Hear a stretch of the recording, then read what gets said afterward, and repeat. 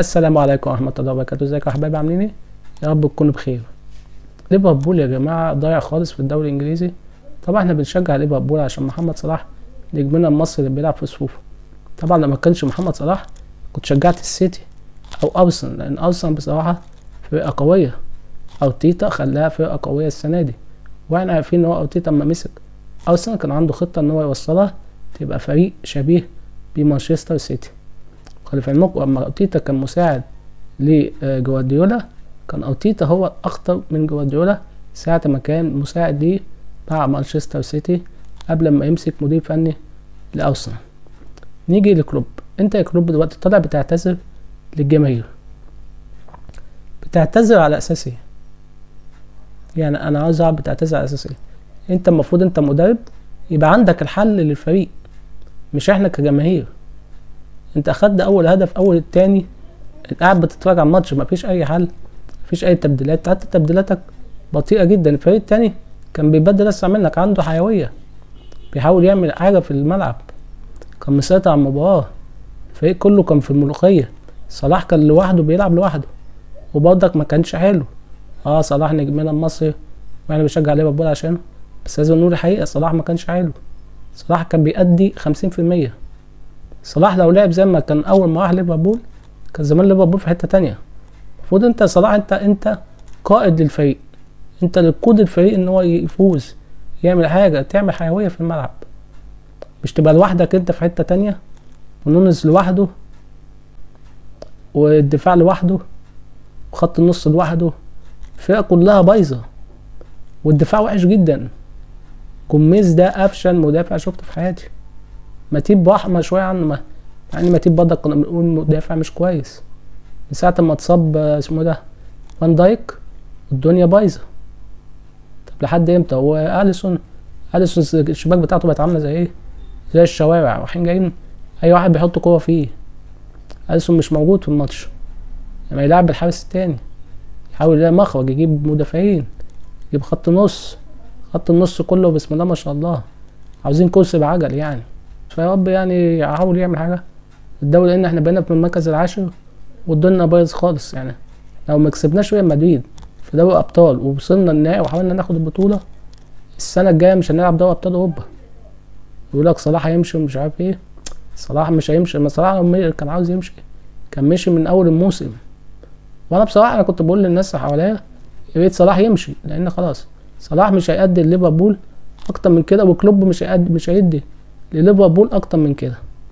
فللاسف صلاح كمل، بس برضك هيكمل مش هيمشي خلاص، لانه بقى ايقونه من ايقونات ليفربول. حتى لو الاداره عايزه تمشيه الجماهير ممكن تغضب عليها.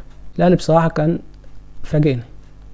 طبعا المباراه الاولانيه اوكلاند سيتي كان ماتش عادي. الماتش التاني سيتال كان برضك فريق اقوى من اوكلاند سيتي. اوكلاند سيتي تماما من قبله في كاس العالم بنغلبه عادي، وانا كنت حاسس ده، بس السنه دي كنت مقلق من اوكلاند سيتي، لان اوكلاند سيتي كانت عامله مباريات استعداد او عامله معسكر تدريبي عشان كاس العالم نفسه. اساس كل سنه بيروحوا ياخدوا على دماغهم ويرجعوا تاني. فهم للاسف راحوا برضك قابلوا الاهلي في الجوله الاولى او في المرحله الاولى. الاهلي طبعا كعبوا على اوكلاند سيتي غلبوا، مع ان اوكلاند سيتي السنه دي كان بيلعب حلو. جينا للسيتال الفريق الامريكي. طبعا الفريق الامريكي اقوى من اوكلاند سيتي، وبصراحه مدرب الفريق الامريكي كان بيلعب قدام الاهلي بنظام يضمن المباراه، قفل خطوط الدفاعيه، يخلي رتم هادي، اساس يخطف الاهلي في اخر الماتش ويضيع حلم الاهلي ان هو يوصل ايه، يقابل ريال مدريد. الاهلي رايح البطوله حلمه يقابل ريال مدريد مش عشان ياخد البطوله. وجماهير الاهلي مهيئه نفسها، يقول لك احنا لو كسبنا ريال مدريد وصلنا النهائي واخدنا مركز تاني حلو، بس انا كواحد اهلاوي لا، انا نفسي الاهلي يكسب ريال مدريد ويوصل وياخد البطوله. ليه لا؟ شوفوا المغرب عملت ايه في كاس العالم منتخبات، ودي اقوى بطوله في العالم. ليه الاهلي ما يعملش كده في كاس العالم للانديه؟ ويا ريت قبل ما يعملوها بقى مجموعات وفرق كتير وكده ناخد البطوله، لان بعد كده هتبقى صعبه جدا. الاهلي كسب الفريق بهدف بصراحه، يعني هدف اونطه، يعني هو مش قفشه ولا جابه، هو مدافع الفريق الامريكي. تمام، الحمد لله وصلنا للمباراه اللي جايه قصاد ريال مدريد. يا رب يكملها على خير، ويا رب نحقق فوز على فريق ريال مدريد ونوصل للنهائي. عاوز اقول لكم افتكروا الكلام ده، الاهلي لو عدى ريال مدريد، والاهلي هيلعب مباراة قوية، عشان عارف ان المغرب، منتخب المغرب ما كانش عنده حاجة اسمها مستحيل.